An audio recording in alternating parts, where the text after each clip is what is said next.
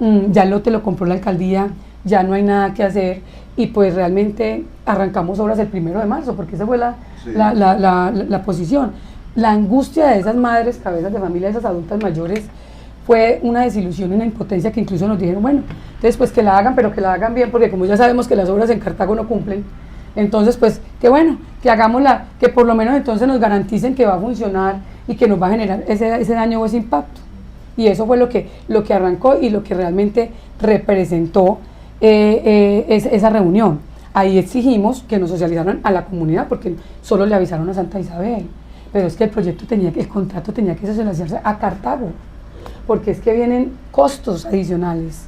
Cuando dicen que no hay costos, debo aclararles que ya está, o sea, se reconoce que el funcionamiento en Buga, por ejemplo, está en 3.000 millones de pesos, y eso lo hizo el concejal Morillo. Sí. Y nos dijo, extracto 1, 16.000 pesos, extracto 6, 60.000.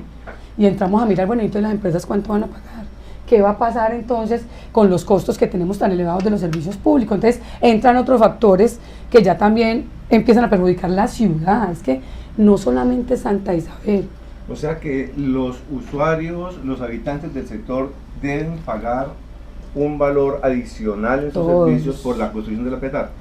Todos por el funcionamiento. Pero todo Cartago. Todo Cartago, por eso es importante que la socialización no se hiciera solamente con Santa Isabel etapa 2, sí. Era toda la ciudad, era decirle a la ciudad, vea, viene esta obra, la mega obra, pero entonces cuando usted indaga la mega obra, 80 empleos mínimo para el funcionamiento, ¿a ustedes les parece que 200.000 millones de pesos sean recursos para 80 empleos donde usted investiga con la misma consorcio y dicen que lo más, pues que los operadores tienen que ser pues gente que sepa y que tenga la experiencia, entonces especializada, pero vienen de afuera, porque en Cartago no los tenemos. Entonces, aparte de todo, invertimos, generamos un impacto de esa magnitud, pero ni siquiera nos va a generar desarrollo con respecto a lo laboral o a la calidad de vida de los ciudadanos. Doctora Gabriela O Junior, ¿cuáles son esas afectaciones que ustedes manifiestan pueden tener con la construcción de la petar?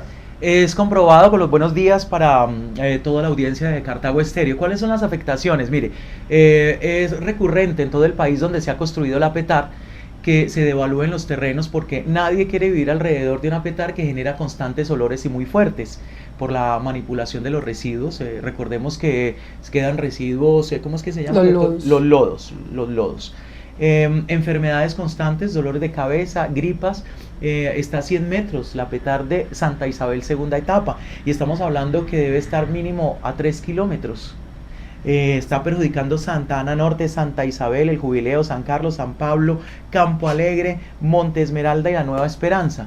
Entonces, devaluación de los terrenos, enfermedades provocadas pues por los malos olores, la generación de malos olores, y eso es lo que nos perjudica. Yo llevo 23 años en el barrio, en Santa Isabel segunda etapa, y mi mamá, por ejemplo, está desesperada. Mi mamá, que ha construido ese patrimonio durante 23 años, que fue una empleada doméstica, para que ahora vengan a construir una petar, la cual va a devaluar los terrenos. Entonces esto nos tiene pues muy preocupados, y fuera de eso, como lo aclaraba la doctora Gabriela, suben los servicios públicos, pero no solamente para Santa Ana Norte, Santa Isabel, El Jubileo, San Carlos, San Pablo, como lo han querido ver, que solamente es una minoría, como se habló en el consejo, no, es para toda la ciudad. Y perdone que le diga a don Edgar en esta mañana y tenga que poner un ejemplo muy claro, lo que ha pasado con Clean Atmosphere en Cartago, que ponen una entidad, suben los servicios públicos, y a Cartago no le han explicado por qué han subido tanto los servicios públicos. Y lo mismo va a pasar con la petar. Lo mismo va a pasar con la petar, porque se necesita un mantenimiento. La doctora Gabriela lo nombraba, en Buga se hizo ya la investigación, y la de Bello Antioquia, la petar de Aguas Claras, y ha subido entre 17.000 y 80.000 pesos los servicios públicos, porque al ciudadano de a pie se le cobra lógicamente el funcionamiento y el mantenimiento de la petar.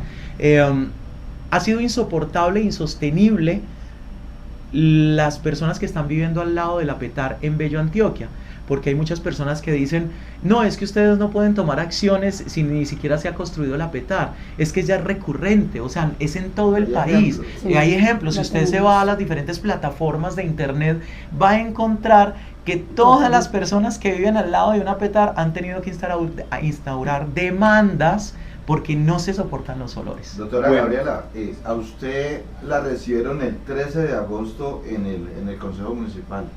¿Qué viene después del 13 de agosto? Porque ya se socializó con la gente de Cartago, con el mismo Consejo Municipal. ¿Qué ha seguido después de esto? De las denuncias que ustedes hicieron. Bueno, les cuento que fue muy importante y les agradezco de verdad que hayan replicado esa intervención porque generó conciencia, generó mucha conciencia en la comunidad, incluso del sector del centro, gente que pues realmente yo no conozco, me paraba y me decía de verdad que uno no dimensiona ni le para bolas, por así decirlo, a lo que traen a la ciudad, pero cuando ya nos explican de esa manera tan clara de lo que se viene y de las consecuencias que hay con respecto a estas obras, pues empieza el respaldo, ¿no? Entonces entró un respaldo muy grande. Hoy precisamente tenemos, porque me decían, convóquenos y miremos qué medidas y qué acciones vamos a tomar. Pues las acciones que vamos a tomar primero son las legales. Tenemos entes como la Procuraduría, la Contraloría, que pues a nivel nacional deben garantizarnos nuestros derechos constitucionales como la participación ciudadana, el derecho a la salud, el derecho a la propiedad, y que tienen que entrar a indagar pues todo ese procedimiento legal, porque no solamente es lo que va a generar, sino solamente los derechos que se han violado desde el mismo nacimiento del contrato. O sea, al no tener ese proyecto, al no tener pues como toda esa socialización que debe tener, ahí entramos nosotros a tomar esas acciones. ¿Una de las acciones es una demanda a ese proyecto? Claro que sí, entramos con acciones de tutela, acciones populares y acción de cumplimiento, que pues dentro de todo esa intervención sirve muchísimo porque se han acercado también personas a apoyarnos desde el punto de vista económico, logístico, para desarrollar todas esas actividades, y precisamente el día de hoy vamos a estar en el Polideportivo de San Pablo con la comunidad de la Comuna 7, valga la redundancia, para socializar y empezar a mirar, porque pues quieren también tomar medidas que ya sabemos que son derechos constitucionales como los bloqueos, y de pronto pues generar ese llamado al municipio y al consorcio y a la entidad de que la comunidad está presente y de que tienen que tenernos en cuenta sí o sí para el desarrollo de este proyecto. Hablando de comunidad, Gabriela, es muy importante contarle a la audiencia de Cartago Estéreo que hay una sentencia de la Corte Constitucional que es el derecho a la participación ciudadana. Estamos hablando de la sentencia T682, que dice que tiene que haber una consulta previa ante las comunidades étnicas. La sentencia T682 del 2017 de la Corte Constitucional, y reitera la obligación del Estado de consultar previamente a los pueblos indígenas y comunidades cuando se prevean medidas legislativas o proyectos de desarrollo que puedan afectar directamente a la comunidad. Entonces, como lo ha dicho la doctora Gabriela, son sentencias que la comunidad debe conocer, que el pueblo debe conocer, y que la comunidad tiene que participar en esos desarrollos activamente. Aparte de eso, Junior y doctora Gabriela, se ha presentado afectación, digamos, los comerciantes están preocupados, tanto el tendero como el que tiene negocios alrededor, prácticamente desde donde inicia el proceso hasta la terminación de la petar.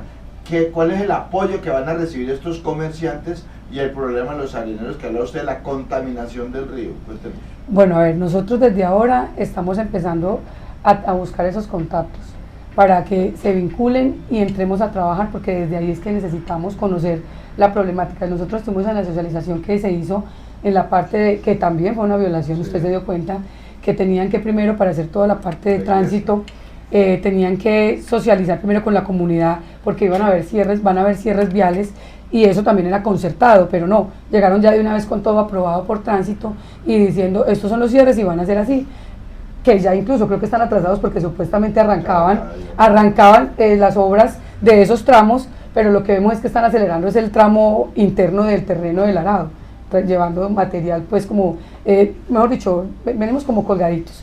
El caso es que sí, desde lo que podamos desde la veeduría e incluso desde FENALCO, es garantizar y proteger esos derechos a estos empresarios y comerciantes que se van a ver afectados.